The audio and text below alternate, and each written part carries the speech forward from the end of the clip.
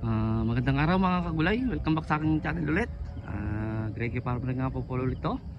Bali ngayong araw na to i-update natin tong talong. Maraming naghihingi ng update mga kagulay kasi hindi na natin siya naipapakita. Ito na siya mga kagulay, yung ating talong.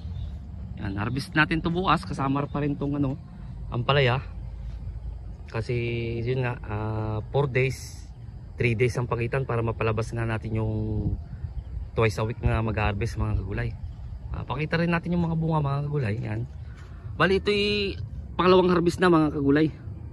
Ayan yung mga bunga niya mga kagulay. Yan. Ayun. Ayun mga kagulay, mga bunga. Bali pangalawang harvest na. Kung bulaklak din, meron pa rin naman mga bulaklak. Bali ito mga kagulay na abunuhan namin kagahapon. Kasi yun nga, bali dalawang araw na hindi umuulan dito. Medyo natuyo yung lupa. Gaya nga sinabi ko mga kagulay, hindi man to binabahaan, pero kapag umulan mga kagulay, sabihin na natin mabahan pero hindi siya nai-stackan ng tubig mga kagulay. Pag tigil ng ulan, wala na rin yung tubig. Kaya siyempre umaabot kasi dito nga sa niya yung tubig, kaya pumapasok pa rin yung basang-basa pa rin sa loob, kaya hindi ako nag-aabono mga kagulay. Kaya kagahapon lang ako nakapag-abono mga kagulay. Kaya salamat pa rin sa Panginoon mga kagulay at tayo nakapag-abono kahapon. Tapos kagabi naman ay umulan pa rin mga kagulay. Hindi ko alam kung may bagyo mga kagulay, gawa nga ng hindi naman ako nakakapanood na ng TV. Kaya di ko alam kung may bagyo mga kagulay. So Calixto F1 to mga kagulay. Ang Calixto F1. Ayan siya. So, kumbaga ito yung tinaniman ko dati, tinaniman ko lang uli, wala nang tanggalan ng plastic.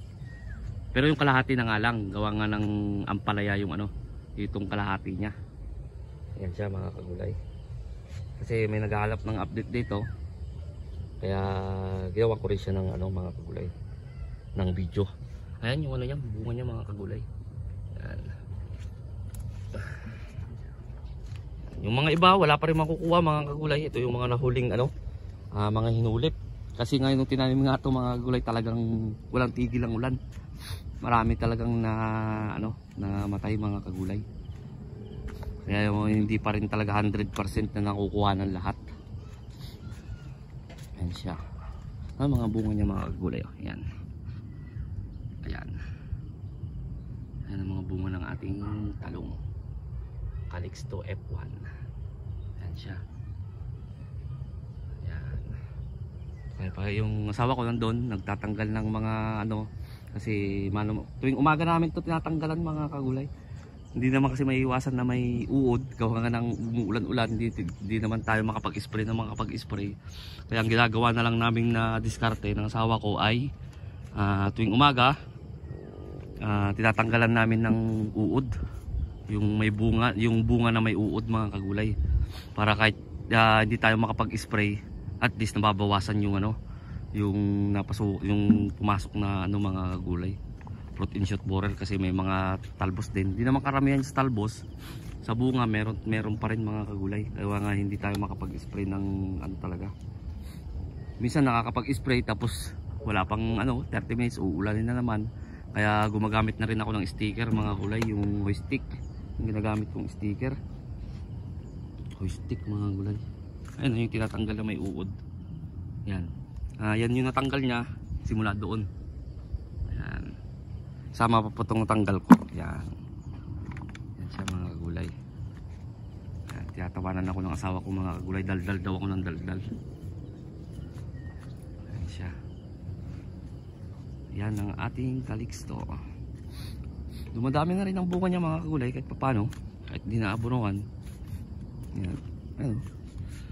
Ups. Ayan yung mga bunga niya mga kagulay sa isang puno. Pero yung iba, unti lang makukuha, isa lang. Yung iba wala naman makukuha. Ayan namatay siguro dun sa last na in-spray ko, yung borex, kasi nag-spray ako dito ng borex mga kagulay. Yan. Dahil ang sinabi ko sa'yo, 2 araw na hindi umulan dito. Ayun nung in-sprayan ko kagad ng pagkagabi. Kaya naisingit ko talaga yung pag-spray, yung insecticide at saka paano nito, itong fungicide. Sa pulyar plano ko mamaya sana Pero bukas na lang siguro mga gulay pagkatapos nitong harvestin. Madali lang naman to harvestin. Maaga naman sila nag-harvest mga gulay. Tapos na to mga alas 6 siguro tapos na. Pwede pa naman ako mag-spray nun. Pero pulyar kailangan talaga kapag pulyar mga gulay, mga kapag hapon alas 5:30 gano'n ang simula ko. Kapag naman sa sa pinamagahan mga alas 4 ng madaling araw gano'n ako nag-uumpisa.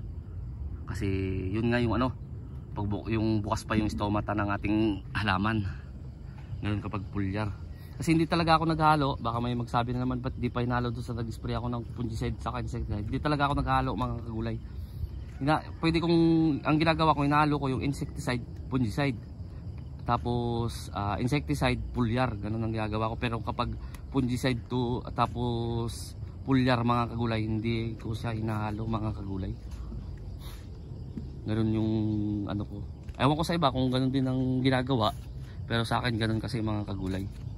Mga malalaki na rin. Sakto talaga pambukas to mga kagulay. Yan. Yan. Mga malalaki na rin siya mga kagulay. Yan. Yan. Yan ang ating Calixto F1 sa naghahanap ng update nito. Yan. Tapos pasilip na rin natin yung palaya. Bukas din to. Kaya ito siya kalalaki. Ayan. Ayan. Malalaki ang ampalaya natin mga kagulay. Ayan. Ayan siya. Sunod-sunod na siya talaga mga kagulay. Kasi naka first harvest na rin tayo dito. Ayan na siya. Ayan. Ayan laki Ayan. Parang wala nga talaga siyang bunga kapag malayuan mga kagulay. Ayan katulad niya parang walang bunga. Pero pag nilapitan nyo rin mga kagulay ay marami na rin siyang ma-harvest bukas. Yan. Ayan siya. Update lang sa talong pero siningit ko na rin to kasi magkatabi lang naman. Yan. Yan. Mga bunga niya. Mga gandang bunga niya mga kagulay. Green na green. Tapos mataba na mahaba. Yan ang ating ampalaya. Yan. Lalo to mga kagulay. Laki. Yan Yan. Palaya sunod na yan mga kagulay Kasi nung nag-harvest kami nung nakaraan 3 piraso, 1 kilo mga kagulay. Malalaki talaga, mabibigat. Yan siya. Nung nag-harvest kami dito. Kaya hindi naman siya umabot ng ng 200 yung first harvest mga kagulay. 100 mahigit lang mga kagulay. Tandaan mahigit lang ang harvest dito nung first harvest niya. Dito naman sa talong 100 din niya. Hindi ko matandaan mga kagulay kasi nag-i-spray na ako mga kagulay. Naalala niyo naman siguro nung pagka-vlog ko. Nung pagkatapos mag-spray na ay mag-harvest ng ampalaya. Pagkatapos mag-harvest nag-spray kagad ako nun mga kagulay. Pero ako sa kasamaang palad dun mga kagulay. Hindi pa ako natatapos. Inulan na talaga ako mga kagulay. Yun ang dito. Pero talagang diskartihan lang yan. Kumbaga pasensya lang talaga ang mga kagulay, ganun talaga. Hindi mo naman pwedeng hintayin talaga na totaling walang ulan kasi ganitong panahon nga dito. Dito tayo, pasok tayo dito sa kabila. Tayo sa talong, focus tayo dito sa talong. Ayan ang talong natin mga kagulay. Yan. At saka ang ginagawa ko dito mga kagulay, kapag sobrang dami sa isang cluster, tinatanggal ko na. Nagtitira lang ako ng 3. Ayan siya mga kagulay Ayan. Ayan. Bunga ng ating talong. Ayan.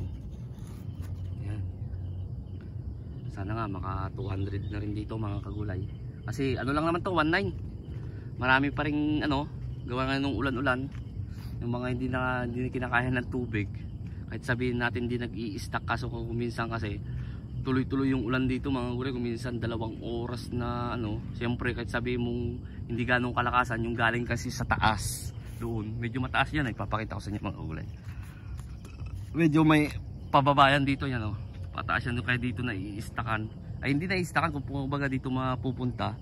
Siyempre kapag halimbawa 2 oras na ulan na kahit di ganong kalakasan dito ang punta kasi noon mga kagulay, kaya sa 1 oras siguro na naagusan ng tubig dyan, kaya yung mga iba ay namatay na lang.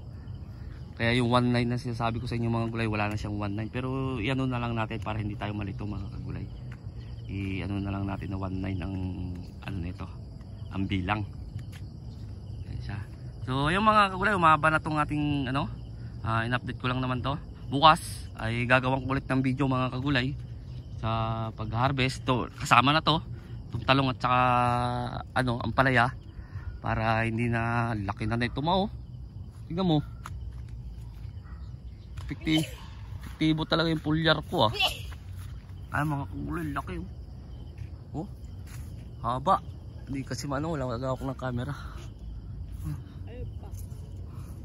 Ayun, sasabing may bumabalik ko, hindi naman po lahat kasi totoo naman yung kulang sa calcium and boron. Pero hindi natural lamang naman kasi na may bumalik ko na hindi talaga may katulad ng nung harvest, pinakita ko naman sa inyo yung balik ko. Pero nabebenta pa rin naman yung mga gulay. Pero mas maganda kung may iiwasan natin, i-apply natin yung pangangailangan niya para kahit papaano, kahit sabihin natin kung may 5 kilo na may balik ko, di kung straight yun, di maano-ano pa rin mga kagulay. Pero yung pinakita ko sa inyo nung nakaraan mga kagulay, wala naman 5 kilo, mga nasa 2 kilo lang yun yung balik ko. Tapos siyempre maliliit pa yung iba. Yan. Pero ang ginagawa ko naman sa balik ko ng ganun kung minsan mga kagulay, lalo kapag halimbawa 40-50 lang ang kilo dito, kinukuha ko na siya maliit pa lang. Pero katulad ngayon mga kagulay na medyo mataas-taas yung presyo, nasa 80 ba ma? 80 nung last no? Sa post no? Noon 80. Hindi ko na kinukuha yung mga balik ko na maliliit mga kagulay, pinapalaki ko na siya kasi pag ganun may presyo yun mga kagulay, mga nasa kapag ganun mga 80-90, ibig sabihin nun yung balik kong ganun na medyo mahaba, hindi naman kabalikuan na ano talaga. So ito lang papakita ko sa inyo mga kagulay ganito, segunda na kasi tawag ganyan na malalaki ito, haba pa to, ano pa to, hindi pa to harvestable yan. Kung minsan kasi kapag halimbawa 90, kinukuha nila ng 60 yan mga kagulay. Kaya kapag ganung presyo, hindi ko na rin tinatanggal ng yung maliliit pa lang. Pero kapag yung mura lang, nasa 40 ano, ang class A o kaya yung tawag ba nila ito, yung sa class A, nasanay kasi ako class A mga kagulay. Class A nga, halimbawa 40 ay mababa lang mga kagulay. Ang laki So hanggang dito na lang ako mga kagulay. Gawa nga ng pupunta pa ako sa silihan, magbubunot nga ako. So yung sinabi ko na nakaraan, nabubunutin ko yung mga nadali doon. Gawa ng dire-diretso nga ng ulan. Sa bago pa lang sa munting channel ko, huwag nyo kalimutang mag-subscribe at i-click nyo na rin po yung notification bell para updated kayo lagi sa gagawin kong video tungkol dito sa pagtatanim ko ng gulay. Kahit na maraming sabi na hindi tama yung ginagawa ko. Maraming salamat po sa inyo. God bless po sa ating lahat.